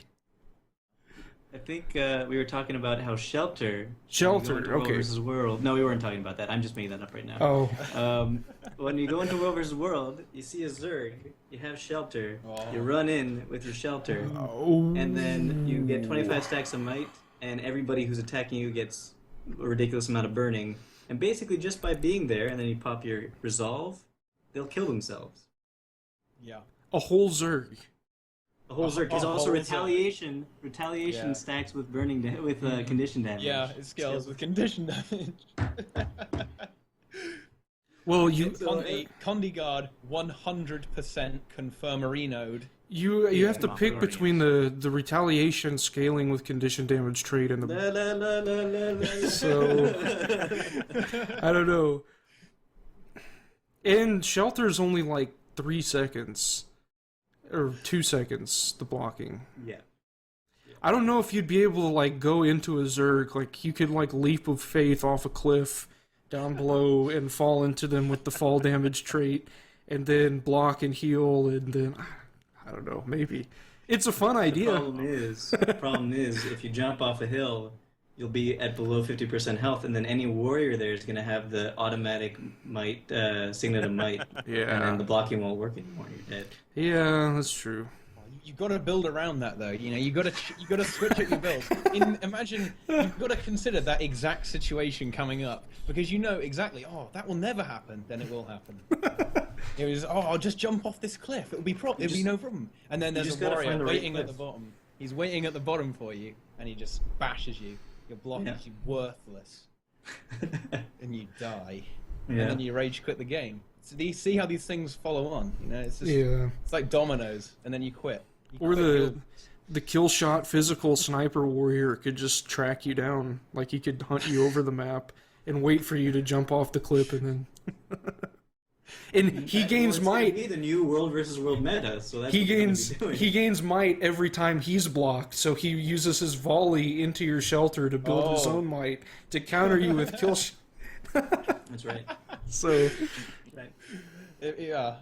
Sadly, it'll probably just get dodged though, right? I mean, maybe. No.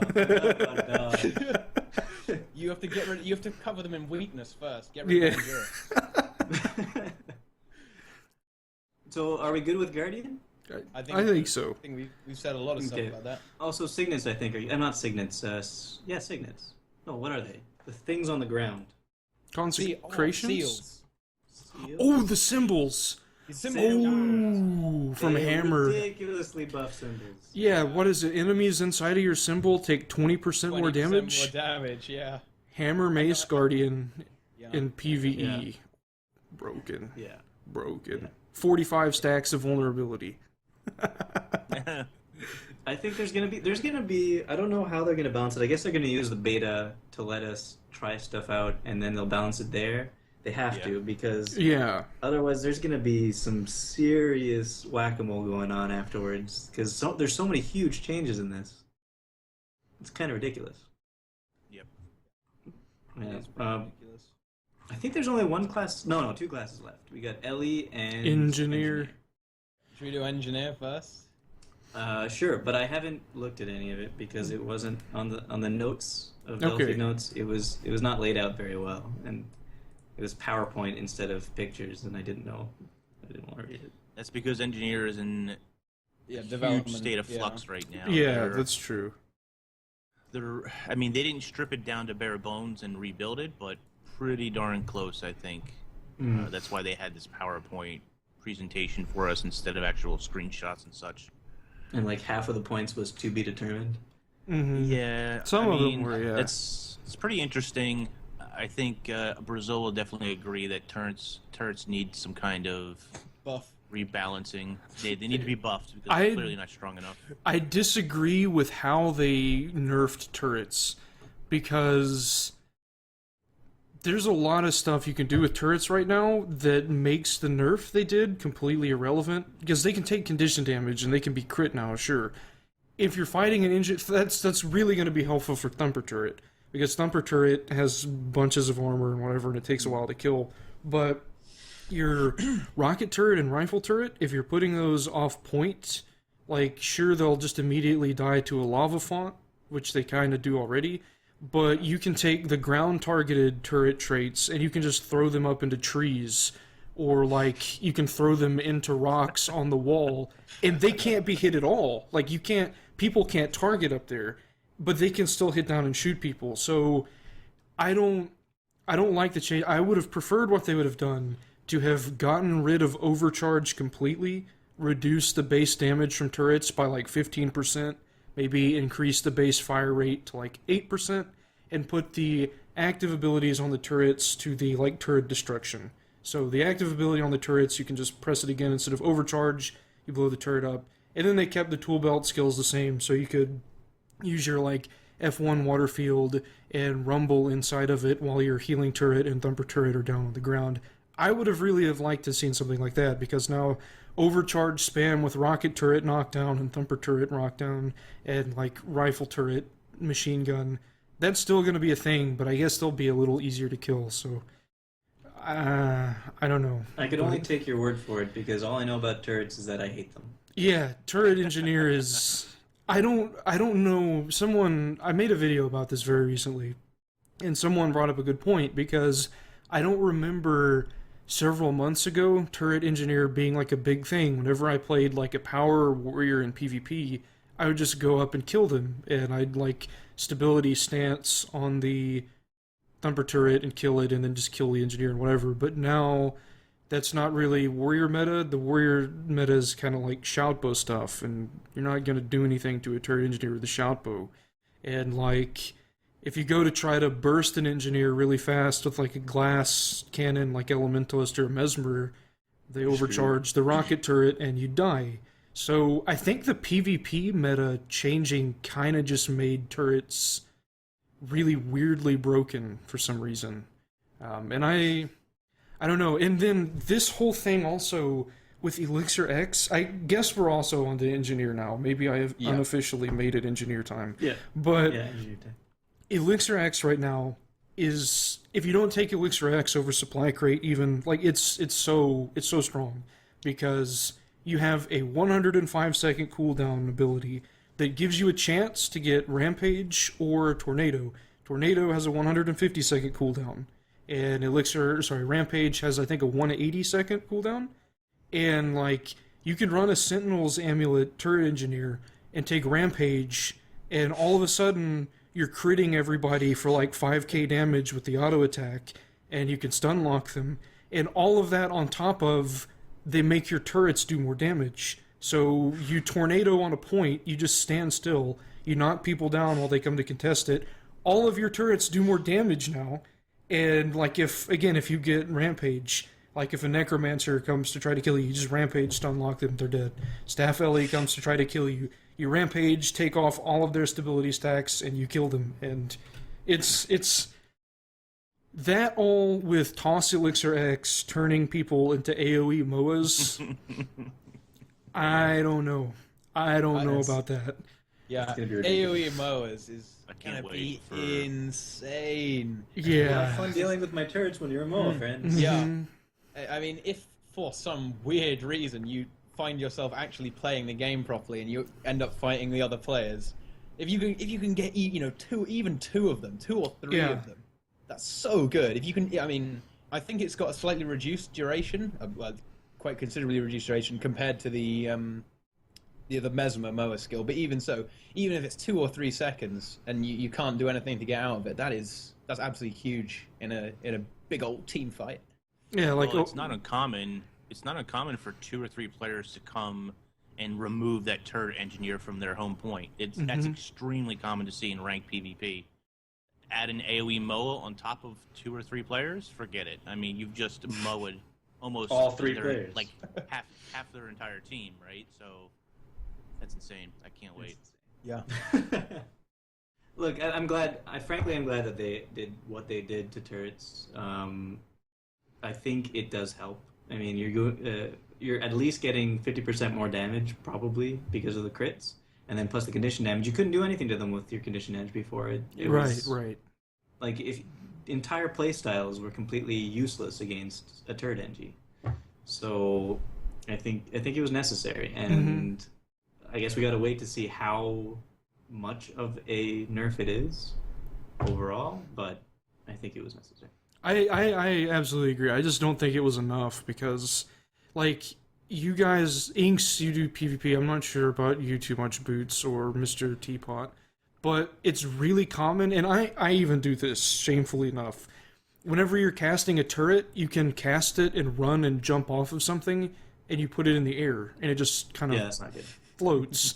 So, like, Necromancer, Dagger offhand, or Scepter main hand, like, you can't put ground-targeted bleeds on them with that because the turrets Why are just... can you cast it in the air? Because there's so many skills in the game where you can't. Why can you? I think it's just a weird little quirk with casting it, and then it ends up in whatever position you stop casting it from the time you start. And that happens to work in the air. With rifle turret sometimes. Sometimes with rifle turret, you'll put it on the ground when you land instead of in the air. But, like, Thumper turret and Rocket turret, they always end up in the air. Like, every single time. So, it may just be a really kind of weird bug. But it's terrible. Like, it's bad. It's bad for PvP. It's bad for the game. It shouldn't be a thing. And putting turrets in trees with ground targeting, just that shouldn't be a thing either. So, I don't know. I'm glad that I'm glad that the nerf that's happening is happening. I just don't think it's enough. But I guess, yeah. We'll see. They just have to fix that bug, basically. Yeah, and then it'll be a thing again. What about the removal of hobo sacks, finally? Oh, yes. I can put on my Blackwing gym store backpack now. I'm fully against it. You're against it. Wait, what? No. Yeah. What? Yeah. Hobo packs were love. Hobo packs were life. And I have a character that I designed specifically to have a hobo pack. My engineer his backpack is that like the slick back backpack, Yeah. Yeah. and it's just the hobo pack for when he's using a rifle. But if he doesn't have any other hobo pack, he just has a slick back, and it's not cool. It's not cool enough. So I'm unhappy, They frankly. did say, I went back through and they did say that those would all be craftable in some way, those back pieces. So, like, you could Still, you represent can't those, switch between but, them. yeah, It you should won't be an be able to option. switch It should many be a more. box you click in the options that says hobo pack or no hobo pack. I think Box. that's Check that's That's fair. That's fair. maybe a fair approach. Yeah. As much as I would love to just like militarily convert everyone to non-hobo sacks, but that's okay. Maybe options are fine. Agreed. What about the changes to mortar? Yeah. Yes. Being a kid and a death laser from the sky, basically. I'm very Launch explain it to me. detected. I'm really glad that poison grenades aren't a poison field anymore, because this is weird. In the like piano player savant engineer rotation that I do, and like that's min-maxed completely, it's good to have poison as a condition on the target because that helps you do more damage with modified ammunition. But putting down a poison field when you want lava fonts for blasts and stuff, that's a big problem. But them not being poison fields anymore, that's good because you can just rotate in your poison grenades. But in PvP, you can't put down poison field spam onto dead people, which that's probably good with the poison change that they're doing because that would stack up poison so fast on people. You have your hand raised. Go ahead. Quick question. What is it? I know we haven't talked about racial skills yet, whether or not they're still in the game or not. But I'm guessing they still are. Mm-hmm. Does that mean that both Runes of Radasum and the Asura poison field Ooh. is going to be ridiculously overpowered? I don't know. Because if poison stacks, and you do a spin move or something in there, It could be. I think it doesn't. I'm pretty sure about this, but I don't think it stacks in the healing reduction. I think it stacks in the. No, it doesn't. It not stacks in really, healing it's reduction. the damage, but it's still it's a dollar damage. A lot Mm-hmm. of damage if you do a spin move in there, or just let them stay in there. Bursts. Well, I'm not too sure about that. Okay. Anyway, Again, moving on. I think, racial skills in general, I mean, I think they're getting removed. Yeah. I know a lot of people Yeah. are not going to be happy with that, but I mean, well, okay. The screenshots we've seen are mock-ups for the most part, so that's not necessarily telling enough. But there wasn't any spot for racial skills anywhere on that mock-up. Could that racial just be because they were showing it in PvP? It could Possible. be. Yeah. Possible.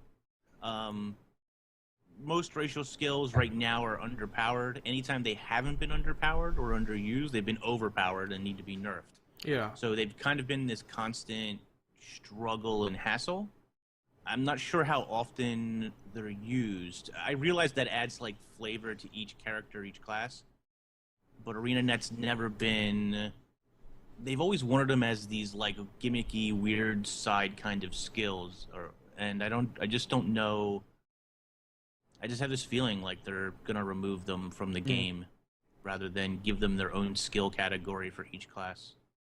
I could. I mean, depending on your race, I guess. I think that's probably the most logical approach to them, because making like tool belt skills for bear form, for like engineer, that's weird. And I remember like bear form a long time ago. Bear form used to be so strong, and like whenever we found out about that, and I'm sad that it got nerfed. But even still now, like the Thama Nova fractal, you can just have a Norn solo the like heat room with bear form, and like that shouldn't really be a thing if you're but it is.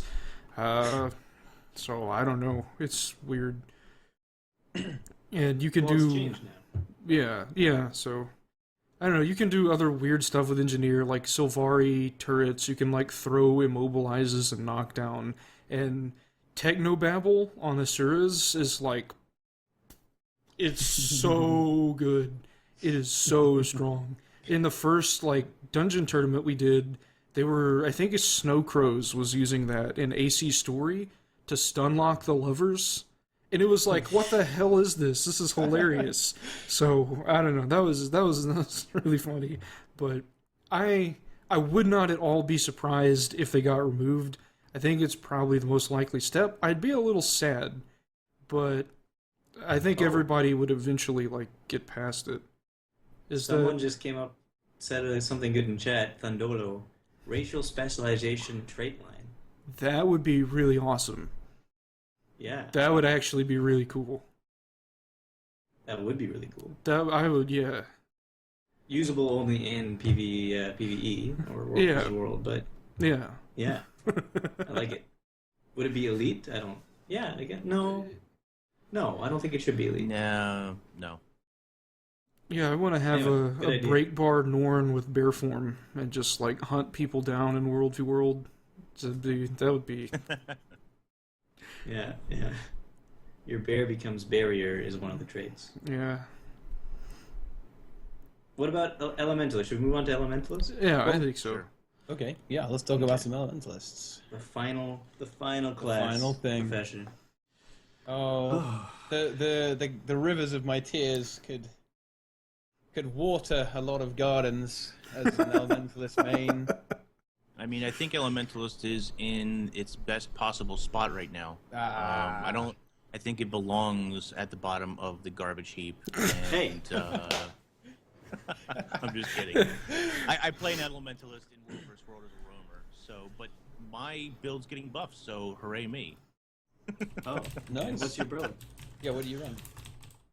I play a dagger roaming Elementalist. So I couldn't be happier with the changes to water. That's going to make me even tougher to kill. So Yeah. No love for scepter, dagger, Happy lightning days. rod versus Elementalist. It's- How? Yeah. There's got to be a little bit of sadness for Evasive Arcana and Elemental Attunement, though. That's I unfortunate. don't care. I don't You care. don't care? I don't care. It was. Yeah, I guess it was pretty strong, but I don't care. Alright, okay. Chatman asks, we have to go back to engineers. We've got to backtrack. A bit. Someone's asked about something we didn't actually mention. It's actually quite important. The Grenadier trait change, the range reduction. And it was Oh, directed it at our resident Brazil man. Do you think it will hurt engineers a lot? The range reduction in PvE doesn't matter at all because everything is stack into corner melee. That's the meta, right?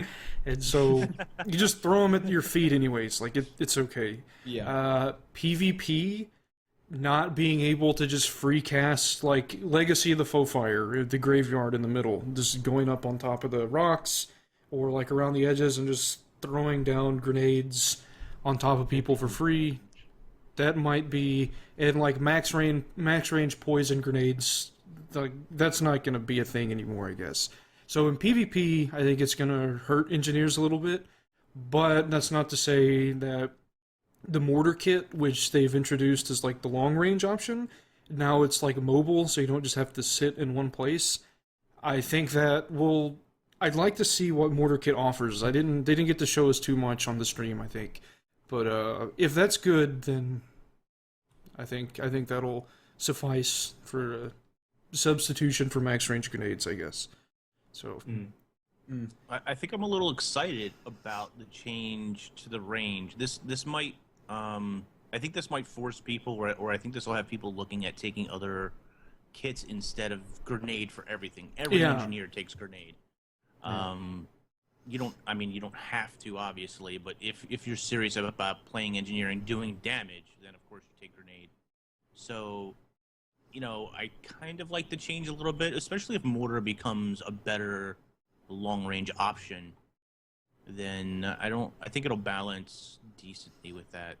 also it just makes sense that it's 900 range instead of 1500 range, because how the hell does an engineer throw grenades that far? I mean, a bow doesn't even go that far.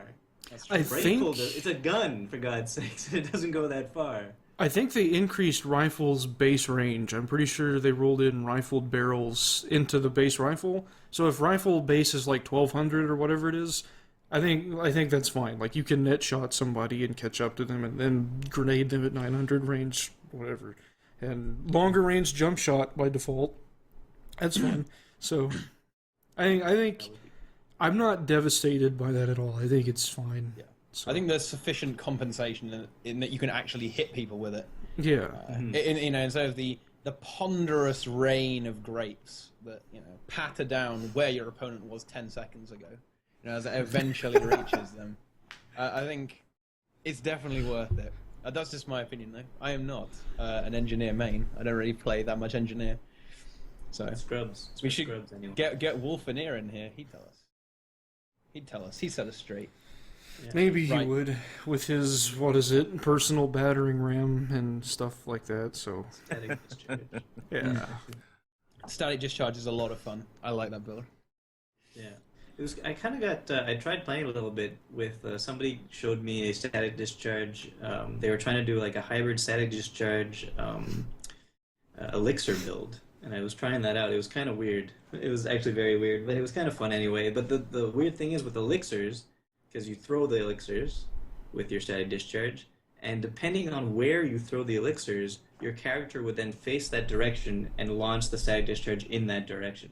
Whoa. So you have to be very careful about how you place your AoEs for that. Anyway, that's the side. Right. Let's get back to Elementalists. Let's get Elementalists. well, we Right could on probably top. just finish and move on now. So we could just Hey. No. We're elementals. Okay, so first of all, we already talked about the ice bow nerf. yeah. That's done. I mean, Whatever, we're happy about that. I think one of the problems of Elementalists is that I think they have less access to the damage multipliers as well, because I think they're one of the few professions that at least some of the builds involve using four trait lines to gather 10% multipliers. Yeah. Yeah. I think that kind of hurts in I would say PvE. Yeah, I'm worried the- about what it's going to do to my burst build. I'm very worried about that now because I think at least two 10% damage things are gone. So we'll see what happens there. Yeah. Other than that, I think airline is terrible. What they did to it. I've heard that from a few people. Yeah. Yeah, because ferocious winds. First of all, they said they're going to change it. No. Ferocious winds. Oh my God, it's 7% ferocity Yeah. of your healing power. They said they might also add precision in there, like another 7% yeah. of your precision. But first of all, if it was just healing power, like the max healing power you could get, because there's no base to that, is like 1,200 maybe, 1,000 to 1,200, which means you're getting like 80 ferocity from a trait. And they're trying to make traits better, aren't they? Like that's terrible. And then with precision on top of that, maybe you get 160, which is okay, but still not worth it at all. So I think that they have to change entirely. Bolt of the Heart's and Grandmaster now. I think that's pretty lame because you have to choose between Bolt of the Heart or Fresh Air or That's- Lightning Rod. You're never going to choose Bolt of the Heart. Yeah. Well, I don't know. Maybe you will if you're doing like a stay in fire build. Lightning Rod and Shocking Aura is going to be fun though. I think. The one that- Yeah, and Tempest Defense, isn't it? Because that's gone down to Master. Yeah, the Tempest Defense is what I'm talking about. Yeah. The one that So you CC someone and then you get 20% damage on them. Yeah. And It's gonna be a lot. that's really good for your one-shot build, right? Not really, because my one-shot build depends on them not knowing I'm going to kill them. So if they know, if the only thing that, I guess I could knock them down or something, but no, the Shocking Aura is not going to do anything because they're not going to be able to attack me first. Is the plan? So they wouldn't be getting the Shocking Aura. Other than that, Earth line is pretty lame. Not lame, but it's just removing all the damage from it and becoming more tanky. I think Fire and Arcane line together is going to be good. I think Fire is a lot more viable in just most situations. I'm hearing that the stream is dead. By the way. The stream is rip. Oh no! It's fine on my end. Oh, okay. Oh my God. Is this Twitch? It may be the guy that asked me about my guitar killed the stream. So God. we're talking about Guild Wars 2 You- music. You need to keep your guy under control. Come on. Oh well. Okay, they say it's Okay, back it's now. back. Okay. Okay, right, Okay. nice. Okay. Oh no, we lost 70 viewers Ah. because of that. Oh no. No! Ouch. Oh, it's because they were all view bots and they all crashed on my computer. Disaster! Ah, Oh, no! Ah. that's why we were all supposed to run boot. Yeah. Yeah. Oh well. Beep boop. Mr. Destructoid, beep boop. Oh yeah, I was saying, what's it called? Oh yeah, Oh, Arcane and Fire. That's Yeah. what I was saying. Together are Yeah. going to be good for probably a Selly build or probably a Sinister build because you got your power in there with your might. You're going to get a lot of might from it. You're going to get a lot of fire from it if you stay in fire because it'll be like every crit you get fire, and every time you hit you get fire. Every time you use an arcane spell you get fire. It's going to be burning. I mean, it's going to be kind of ridiculous, yeah. especially if it stacks. Which it does, so that's okay. Yeah. But I'm And- just, I mean, I take pleasure in the little things. I'm really glad they did something to make Flame Barrier not complete trash, so Yeah. that makes me happy. Yeah, I was wondering about that too. I was wondering, like, can you do like a good aura build now with Conjurer and Yeah. use signets or conjure weapons, and then give everybody might with your spreading of auras? I really hope so. I think that was one of the builds that I enjoyed quite a bit, and when it died, good night, sweet prince. Good night, sweet Yeah, because I prince. think you could. I think you with the new stuff, by casting a signet or by letting somebody else pick up a conjure weapon, you will give everybody around you Oh, fury, no. swiftness, and 2 might. Oh no, Apparently, we have a bit of a Did desync. desync? Yeah. No, stream. Why are you doing this to me? Oh, It's- this is a disaster. The What is elementalist happening changes are rolling into the stream here? It's now. too good. That's Okay, I think I'll reset the stream then. Okay. Okay. Is this stream running on Wi-Fi? Wi-Fi. Okay. Oh, Twitch, why are you doing this to me? That was great, Jasper. I No. might actually have to leave soon, though. Oh no. We've been drinking alcohol for the past 2 hours. Where are you about to go? You gotta go. You gotta go. Apple juice. Okay. You're wearing well, apple we'll- juice. We'll try and wrap up Elementalist as quickly as possible, and then maybe we'll have one match of the greatest esport team ever to have graced Tyria. Okay. Let's just hope this resyncs, otherwise I'm gonna be sad. I'm gonna open up Guild Wars 2. Oh. Otherwise, perfect stream, if I Yeah. do say so myself. Yeah, this was great. I think I this was liked a it. really good time. I've I had feel like I my. talked too much. Okay, Well- chat. Here we go. Come Are on, we, tell us. are we We're resync. rolling? Yay, sync! Okay, Oh, right. it's synced? Oh, Okay. this Jesper guy, he's a legend. I love He I him. is. like Jesper. He's just he's on top. He's asking the important questions. Yeah, making fun of me. Okay. Right. Anything else important happen with Elementalists? Tons, I'm sure. But FGS got nerfed. Did you guys hear about that? Really? You Did mean it? like a long, long time ago? I said, oh, damn, I missed that one. Damn, not paying attention. Oh, you got me, Brazil. You got me. Okay, kindly overall, Elemental Surge could be great now with Fire Stacks. Which one's Elemental Surge again? I have no idea. It's the arcane one that whenever you use an arcane skill based on your current achievement, you cause a condition. I think that's correct. Yeah. So you got Elemental Surge, you got Arcane Precision. Oh, So- they rolled that in with the ferocity thingammy, didn't they? Yeah. Yeah. So that's actually it's still not that good. Never mind. It's not bad though. It's not bad. You'll get Ferocity from that. You'll get Burning Stacks, 5-second Burning Stacks. And then like a minor trait there is Arcane Precision, so every time you have a chance to apply a condition on critical hit. So if you're in fire, that's another burning. And then if you have that Burning Precision also, I think that's 66% chances to apply. No, 33% chance to apply burning on critical also. So it's just a ton of burning. I like that. I like the idea. Okay. Okay. Yeah. Okay. I respect your opinion, but I actually disagree with it. Sorry. Oh. Really? Okay. Yeah. Why do you disagree with it? Because it's stupid. It could I be a mean, Condy I mean, let's just look at this arcane. We've got Okay. Elemental Attunement and Evasive Arcana. Elemental Surge, that is just... it's nothing. It's less than nothing. That's -1 of a trait. I can't take Elemental Surge over those two. Either Even one if of you're a those two. Condy Maybe, but then would you really want to be in Arcane? Wouldn't your... For all the burning, yes, you would. I don't know. Blinding you do burning. Fire, Earth, and Arcane would be your 3 specializations. So then you'd switch between Fire and Earth all the time, Oh, and then you'd...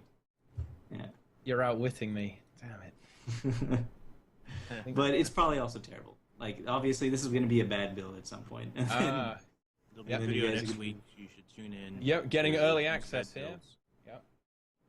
builds. Okay. Before we wrap up on all this stuff, what do you guys think about what weapon the thieves are going to get? Oh boy. You Sniper. guys can say rifle all you want. Gosh. I'm gonna say So many staff. people want rifle. Staff. Staff? Staff is a What? melee weapon. Drew As is a already melee against weapon. Staff is a melee weapon. I always thought it was going to be mace as a melee weapon. So like Could be mace. Right. Yeah, like I- a sack. I guess Druid's I getting was staff though, about- so that's a What good about point. an AoE stun? Like an AoE point blank stun or Spin with a staff daze stun? Oh. with a And just huge trip everyone up. You know, lower it to the ground, trip everyone up. Yeah.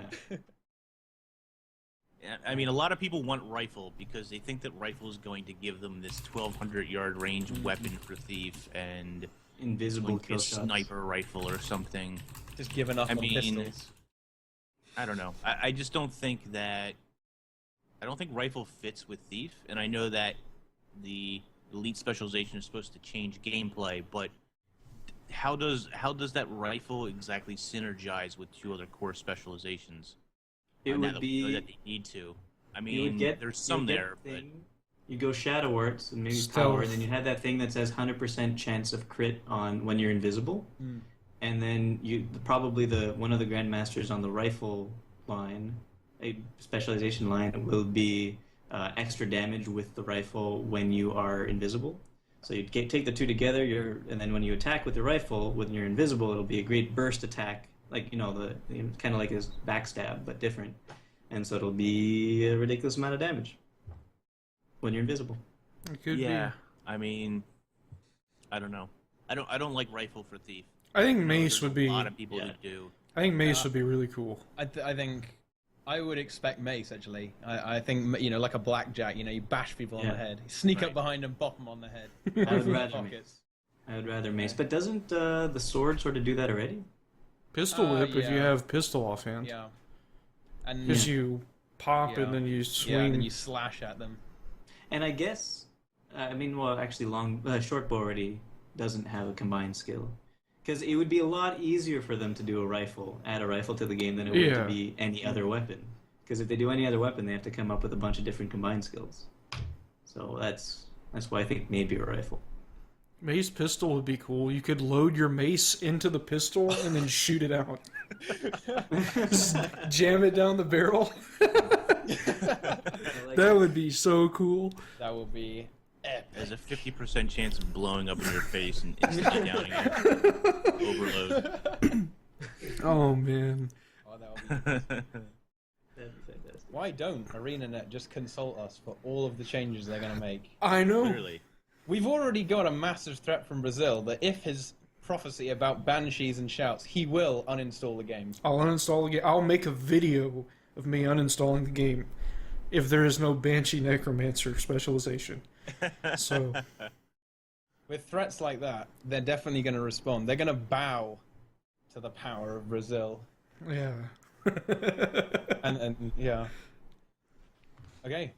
I mean, I think that pretty much wraps all of that stuff up. It's nigh on 2 hours of... Wow. Yeah, It's almost an hour and 55 minutes. Yeah. See, Boots is already late for his Alcoholics Anonymous meeting. So. Going to watch the hockey game. It's Oh. important.